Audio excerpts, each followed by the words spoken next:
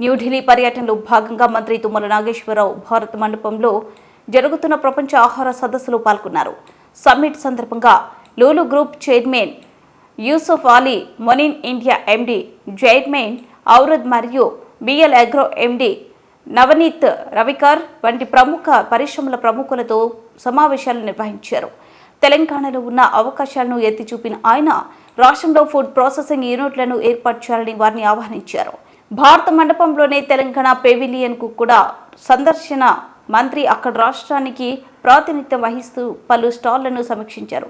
చివరగా గౌరవనీయులైన మంత్రి న్యూఢిల్లీలోని లీలా ప్యాలెస్లో డెలాయిట్ ఇండియా నిర్వహించిన గ్రోత్ విత్ ఇంపాక్ట్ గవర్నమెంట్ సమ్మిట్కి హాజరయ్యారు. లీడర్స్ టాక్ సెషన్లో వికసిత్ తెలంగాణ అనే అంశంపై ఆయన ప్రసంగించారు.